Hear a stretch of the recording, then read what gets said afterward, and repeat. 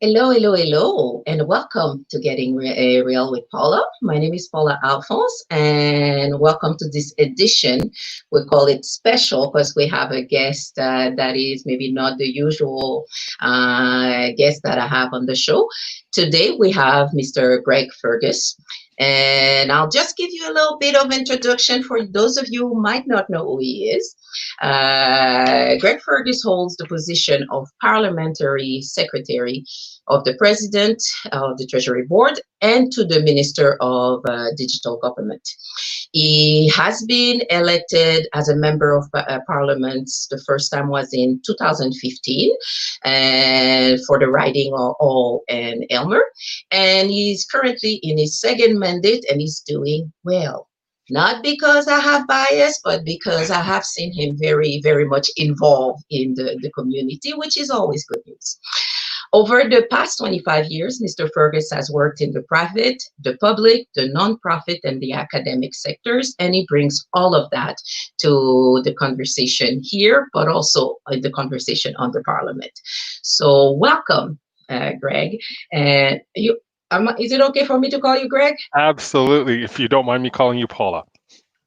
No problem whatsoever. So, thank you for being here. Thank you for making the time. I know this week has been a little busier than what it is usually for you. And on behalf of the Black community across Canada, I'm stretching myself.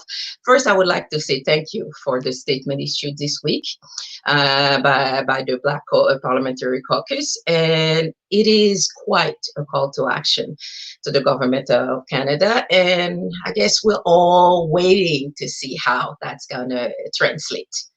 So today, we have you here, and we have two questions that we'd like to discuss with you. Sure. First, the impact of COVID on the communities that you represent, as well as what you believe the way forward would be. And then we can't really avoid the issue of Black racism and systematic discrimination in Canada. So we're going to start first. Yes. I figured, I know we had discussed something else before, but I'm like, it would be weird not to talk about it. Absolutely. So we're going to start with COVID-19. And what I'm going to ask you is, what is your perspective with respect to the impact of COVID and the way it will change how we do business moving forward? I think there's a great line. I forget who was asked. Some Chinese philosopher was asked, "What do you think of the French Revolution?" He was asked this question in the mid 20th century, and he said, "I think it's too soon to tell." I sort of feel that way with regard to the pandemic. In a sense, it has changed. Nothing, and it's changed everything. And let me just explain a little bit. There are a lot of the elements which had already existed. Your show, for example, online, had existed well beforehand. But now, in a post-pandemic world, we've seen this great shift to the digital. We were forced to do it. And so although there were elements that had existed, we knew that this was going to come at some point in some far-off future. It's now here. And the question is, who has access and who doesn't, and how do we make sure that everybody has access to it? So I think the move to digital is one aspect of things that has fundamentally changed. I think another issue that's changed again is how we deal with each other, how we see each other, how we understand each other. I know we're going to get into this later on and talking about anti-Black racism and the things that have happened. But in a sense, this pandemic has, I know you are much younger than I am, but in my when I was growing up, there weren't all these different communication channels. There were very, very few.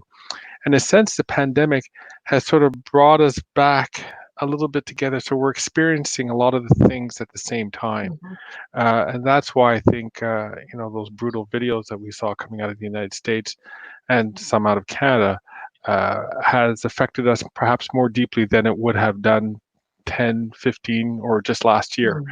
Mm.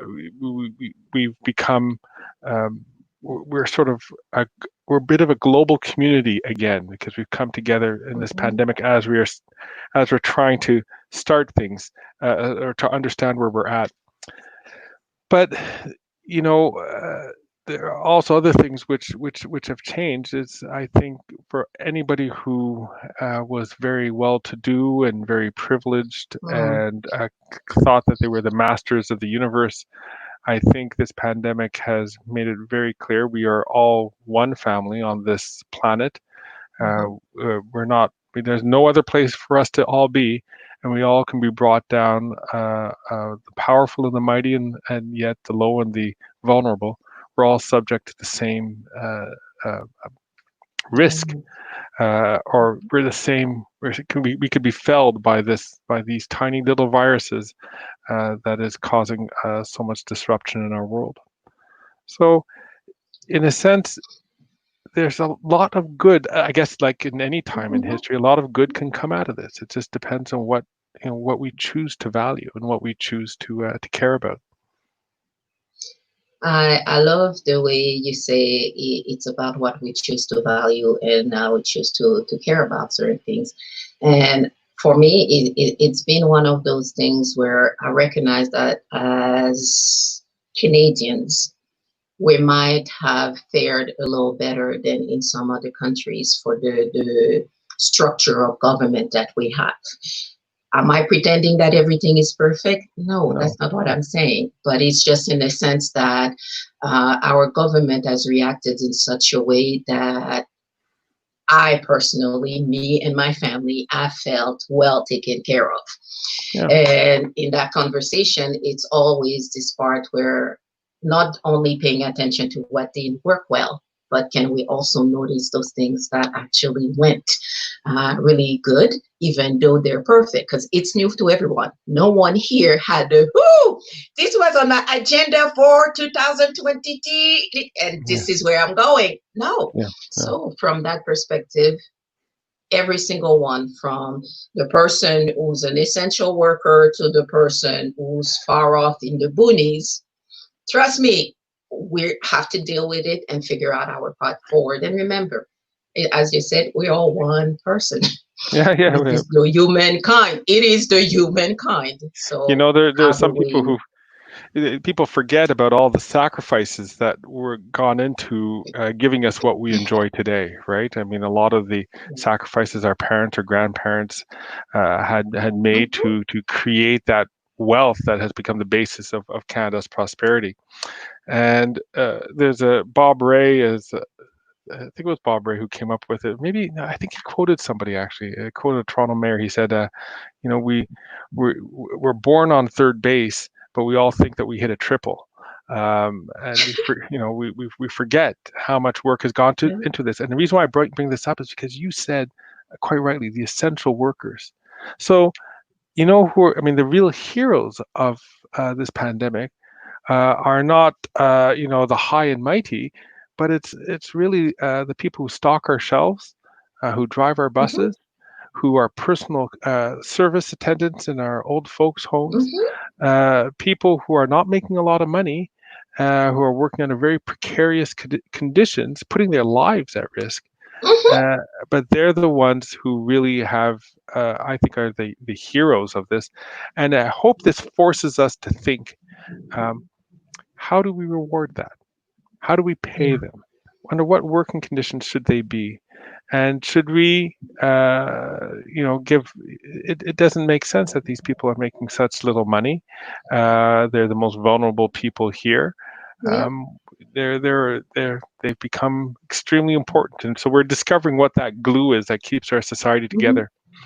A second thing that you mentioned was, you were pleased the way we had dealt with this as a government. And without being partisan, I'm just glad we made those choices in Canada. My yes, brother-in-law is a businessman, and he exports a lot to the United States. He works a lot down in the United States, and at the front end of this pandemic, he told me, he said, "Greg, I'm worried what's going to happen in the States." And I thought I knew a lot about the States, and I said, "Well, why do you say that?" He says, "Because they have nothing. There's no social net. Their That's it. job, I mean, that's the beauty of their system, of course. Those who survive are the ones who can Mm-hmm. survive. Um, uh, he says, but if they have to shut down their economy, which they would have to do to stop the spread of this, Mm-hmm. so you don't have needless deaths. He said it's going to be a dog eat dog type of environment. You could see the pressures and the Yeah. cracks in their social fabric come so quickly. That's the same thing. Mm-hmm. I think that's one thing that we've largely, not perfectly, but largely Mm-hmm. avoided in Canada. And we don't have people uh, begging each other and cutting each Mm-hmm. other off just for the purposes of Yeah. trying to survive. And those are things we sometimes take for granted from the perspective of, in my mind, everything that I have is a must. And Hmm. also then something like this arrive and it's just, oh, oh, hmm, let me Yeah. rethink what is Let a me true must. Do I exactly. really have to have that 72-inch screen, TV Ex- screen? No, no. No. especially when it's not showing anything great right now with the news in that context. Yeah. You've mentioned the essential workers. As per your understanding of the current reality within Canada, and that's as part of as you being part of government, are there sectors that have fared better through Oh, the of course. pandemic than others? Oh, for sure, for sure. Well, um, without a doubt, those who are probably in more white collar jobs Mm-hmm. have fared better than those who are in blue collar jobs because a lot of those Mm-hmm. jobs had to stop, physically Yeah. stop.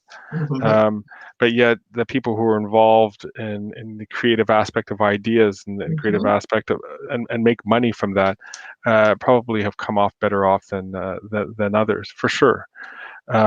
Yet we all can't live, in that abstract world. We On have to, ideas. yeah, of ideas. The garbage needs collecting, and the buses need to Mm-hmm. run, and people have to, get to grocery stores or perhaps have them delivered, but somebody has to do that work. Mm-hmm. And I think what I'm hoping that comes out of this as we build back better, not build back the same, but as we build back Mm-hmm. better, that we take a look at that and say, okay, now how can we change our relationship? Because obviously, when the chips are down, these folks are so desperately needed. Yeah. And it's funny because we all have different class of systems within any society, and this has shown us a completely different perspective as to what needs to be what is valued and what has true value. Right. So it's the fluctuation of the way we're thinking. If I go still on COVID-19, no, the provincials and the federal government have done quite a beautiful job in terms of financial benefits for the average Canadians. My understanding is that there's a group who has had a little more struggles, and those would be the small entrepreneurs who Oh might yes. not be able to either go back to their job or recuperate the loss that they've had. Yeah. Any idea as to what could be coming in order to assist this group?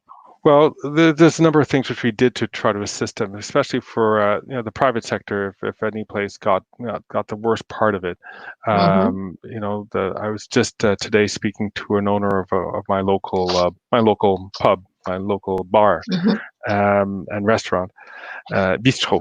I'm trying to say, and she was telling me how if it weren't for the fact that she had access to that $40,000 loan that the federal government offered to all small businesses, she wouldn't. She knows that she wouldn't have survived. She just made it, Mm-hmm. and she also has a very strong customer loyalty base. So Mm-hmm. when she was able to open up for takeout, uh, you know, her customer base. Okay. I live in a small community, and we just support each other. And so, the people came out and ordered right away to have their food, and made sure that they ordered often to our local businesses, because we like our community. And what makes our community, what makes Mhm, the glue stick, are these business people who put a lot on the line to stay open. So I think those small business loans have helped. They aren't perfect. I think the wage subsidy helped for organizations that were able to keep on functioning, although albeit with reduced revenue, as long as they weren't totally out more than 25, mhm, 75% down. We substituted, we subventionné, we subsidized their salaries, which mhm, to the tune of 75%, which did help. But it's not perfect. We know that there are some gaps. We're trying to arrange the programs to reach those people who are in those gaps. And the reason why we want to do that is because one day we're going to be out of this pandemic. And if you want the economy to grow as it used to, not the same way, but if you want people to feel good mhm, about themselves and have confidence in the future, you have to make sure that they're not so nervous that they're holding on to everything. mhm. And therefore, even though the Yeah. pandemic is over, they're very reluctant to spend that little bit of money, Mhm, right? We want people to feel, okay, you know what, I can go back out, I can go to a restaurant, I can go to my mhm, local business, and I could spend some money. Maybe not the same way that we did before, because as we talked, Paula, at the front end, things have changed, and we're now mhm, valuing things differently. But you do want some, or if not most of that, to return. And so we want to preserve workers' relationship with their businesses. We want to preserve the businesses so that mhm. they have a chance to go out. And the ones who are going to really do well are the ones who try to figure out what's going to be the new tomorrow, and Mhm. figure out a way that their business can adapt to those circumstances. It's interesting. During the pandemic, there's a word that came out often, which is pivot, and how people were able to just make that switch quickly enough to get their business going. And as you say, those who had the know how to move their business into takeout, into online deliveries, or whichever, are those maybe that actually would say add at least regular revenue, some type of regular revenue coming in. And we don't know moving forward, maybe quite a few of those entities might decide, do we need the space that we used to have? Can we still do business differently from the perspective of where do I get the best return on investment? Thank Well, you. you see that with some high tech firms who have announced that they're not going to return to their old offices. Mm-hmm. Their staff was able to function from home, and so they said, okay, well, we'll close down the big shop. We'll have a much smaller footprint. We'll allow people to work from home Yeah. because that's where they make their money. And it's recognizing that for some people, they're still hoping, do I go back to work? Let's go back into my regular pattern and things like that. I'm not sure it's going to be what we anticipated. No, So we're going to move to the other topic because I'm sure, conscious of please. time and I know you have things to do too. In terms of systemic discriminations, Hmm. what are some of your thoughts on the apparent similarities between the plight faced by both the Indigenous people and the racialized Canadians? And why is it so hard to get traction on the removal of those barriers? Well, let me answer the let me answer the first question right off the top. Yes, absolutely. It's the same battle. Um, Mhm, just to let you know, I always like to tell the story that if you want to know that unconscious bias, systemic racism, systemic discrimination, if you want to know if all those things exist, um, let me just point out one thing to you. We know that Canadians are not, stark raving racists. They're not. Um, mhm, we're not. Um, we also know that Blacks and Indigenous peoples are no more apt to commit a crime than non-blacks or non-indigenous people, Mhm. all things being equal. Yet, when you take a look at the black population in our prisons, or black populations Mhm. who are arrested, or black populations who are Mhm. remanded, they're 3 to 4 times our demographic weight is being arrested, remanded, and imprisoned, and for longer sentences too, I might add. So what's going on, right? There has to be some unconscious bias, some systemic racism that's Mhm. at work. If we think it's bad for the black community, let's take a look at the indigenous peoples. They're Mhm. 7 to 8 times more likely to be arrested, remanded, and put into jail with longer Mhm. sentences. So we have to start asking some really uncomfortable questions in this country. Mhm. It's not going to be easy, but I certainly know that if we don't talk about it, Mm. there's no It's. chance that things are going to change, Mhm. right? We got to have these conversations, and not just amongst black people, of course, but amongst whites, amongst other races, Mhm. for people to really get to the nub of the issue. One of the things I noted, and this is my personal experience, I remember being in high school and doing the history courses. There were very little mention of blacks, or I think there was something You about you got to mention some that's pretty good. treaties, some treaties with the indigenous people, but Right. it was like a sentence that just Yep. went through very quickly. Yep. Would there be value in sharing, in bringing that heritage into the school system so that the generation actually know what they're built on? Because if you don't know where you've been, the likelihood that you're not going to repeat the same mistake that the people did in the back is. What do you Yep. think about that? I think you're absolutely right. We do need to know where we've been, and it's a funny thing, history. We sort of present it in high school when we're growing up as something that's stuck in amber. These events happen in the past. That's all it is. Yet, if that were true, Mhm. it's it, you know, I if that were the only thing true, then when you and I were going through history, we would certainly wonder, where did women come from, because they Mhm. didn't seem to exist in the past, right? It's the same thing about when we talk about black people. We often start the conversation only at the notion of slavery. But there were African civilizations that had existed and prospered and were known to the ancient world. Mhm. So what I'm trying to say is that when we what history gets taught in schools depends on what our present is. It depends on how we see things and how we value things. If we value Mhm. women, if we value black people, if we value indigenous Yeah. people, well, guess what? If once we start going and going through original source material in history, we're able to discover in the books, oh well, wait a minute, Matthew de Costa, a black man, accompanied Samuel de Champlain, and served as his interpreter with the indigenous peoples in 1604.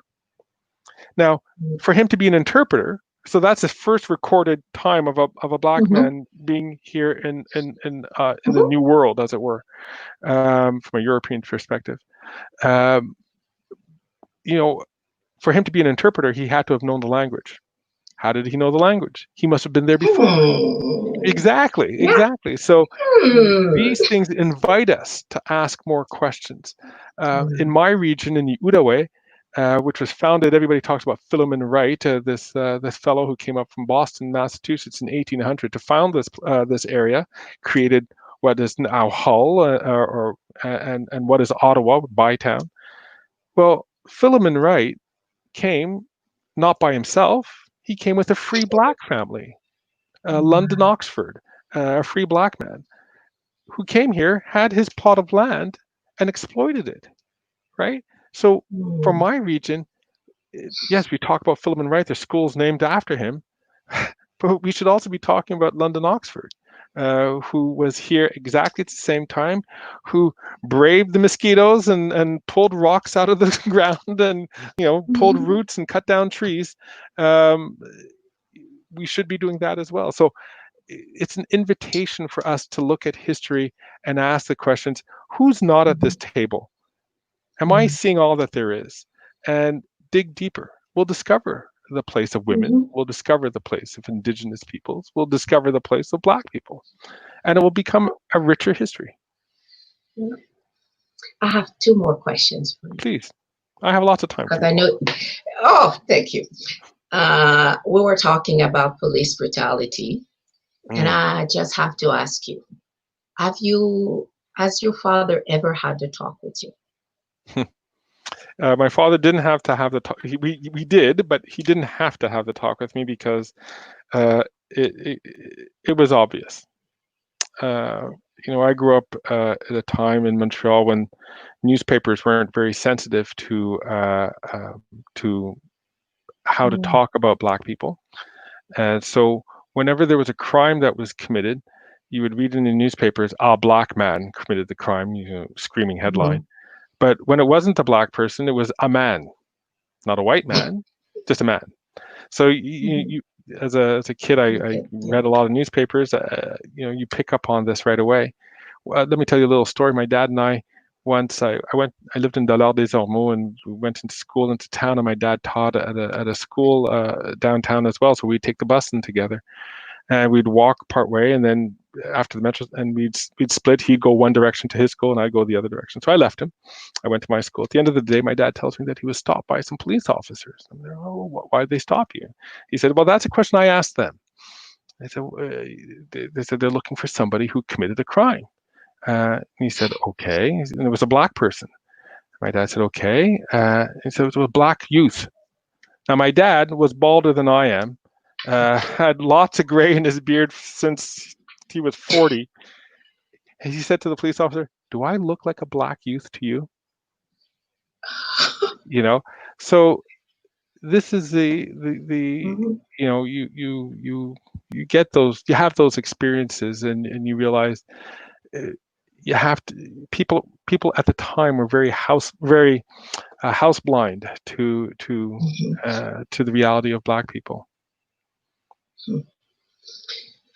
Hey, and I hear your story, and yeah, it brings back so many different memories for me as well. Um, have you ever had to have that talk with your children? Well, yes. Now I we live in a different time, and I think we live in a better time. We're lucky to be alive here, in spite of all the injustices that we see. Uh, I think on a historical level, it was worse before, Mhm. and that's a crazy type of calculus to get into. But I think overall, I feel, look, I'm an elected member of parliament in a riding that is not a Black majority riding, far from it. Uh, that's progress. That's something that I don't think we would have seen 40. Well, we didn't see 40 years ago. Or we had our first Black member for parliament elected 40 years ago uh, in, uh, in Lincoln Alexander. Um, so I th- the conversation I've had with my kids is saying, look it, um, don't don't you got to be Mhm. good. You got to be Yeah. perceived as being good. You have to Mhm. maybe take it up a little higher than maybe other people would have to be. Yeah. Uh, uh, but also keep your cool. Keep your cool and know how to. My kids Respond. were they knew how to respond and how to deal with these Mhm. kind of things. And as far as I know, they've had no run-ins. Um, I have girls, Mm. and often the conversation is around boys. Hmm. And I know I've had to have the conversation with my girls as well. And what pained me when I had to have the conversation is that they were not even in their teen years when it first happened, and it's just like, you know, it's gonna get worse. But before you actually start wondering what this is all about, let me build some context around this Yeah. conversation. Yeah. Anyway, it's done. I've I also told them have try not to fear them either. We got to make sure that we no, don't, we don't. We got to give them an opportunity. The police, yeah, that is, the opportunity to learn, um, to challenge their own yeah. assumptions. Um, but the burden is on us, unfortunately. Mm-hmm. And Yeah. that's unfortunate. It's It's not not an right. easy one. No, My last question for you. sure. This one is a bit of a different kind. If you had a magic wand, Hmm. name the one thing you would like more of and why.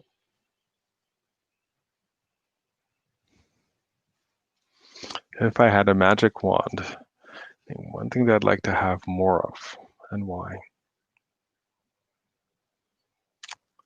Well, there's so many ways to take this, but the thing that comes easiest to mind is, and maybe the pandemic actually is, maybe that's the reason why it's come to mind. I think I would like things to be a little slower. I'm so glad we have this communication that's instantaneous and that we can talk to each other, and I can, press a button and I'm talking to somebody on the far end of the earth. I think that's great. But I think for us to get places, I think it needs to be slower. I wish we Mhm. hadn't invented supersonic travel, or fast jet travel in a sense, because there's something about taking time to get to a place. I used to fly all the time in my previous jobs all over the country, around the world. And it wasn't until I became a member of parliament that my one summer, my wife and I, or my children and I should say, 'cause my wife had to stay behind, um, decided to take the train across our wonderful country. It took 4 days. And most people would say that would drive them batty to sit in a metal tube for 4 days. But let me tell you, it was the most exciting thing I'd ever done. To see the scenery change, to really appreciate the distances that are involved in our country, to see the prairies, to see the Rockies, to see the forests of Ontario. It was it was it was amazing, and I think of how perhaps in the late 19th century, when people would when they traveled, it was 3 weeks to Paris from Montreal. It was I think there's something to be said to slow down, talking Mhm. to people. I met people on the train who I probably, we never had that conversation on a plane. Um, get to know them, hear their stories. I think there's something beautifully. It's travel at a human scale. Mhm. So, as much as I love the communication ability, I wish we could just slow down our travel. Take more time. Yeah. I think you're a man after my heart as well, because time was also the thing I would say. Have the time to actually enjoy those moments that are significant. Because to me, regardless of everything that was taking place within COVID, Yeah. that's the one thing I feel the most blessed with is having the time to actually just enjoy every day rather Yeah. than rush through the days. So it's going to be a whole battle for a lot of individuals, I suspect, when it's time to go back to work, because it's just like, oh, I want to go back to that rhythm that we used to have. Well, you're not alone, Paula. You're really not alone. I think if that's anything that will come out of this, I think there will be a reluctance to go back to that rat race that Yeah. we had. Yes, things will be competitive. Yes, things will Mm-hmm. still be busy, but I think we want to take it on again on a bit more of a human scale. Yeah. I think that's the one thing that will come out of this. Thank you very much for the It was really a time. And pleasure. I know you have to rush to another meeting, so thank you. It Uh, has been a pleasure. And hopefully we'll get to do this at another time, should you well, have the availability. if you and your audience would want to suffer through another few minutes with me, I'd be more than happy to return. My daughter just came back from the dentist. She Yes. had a wisdom teeth removed. Ah, This is not painful. My audience is going to be happy. So don't worry. Thank you again. thanks And again, Paula. enjoy the rest of your weekend. Thank you. Bye You bye. too. Bye bye now.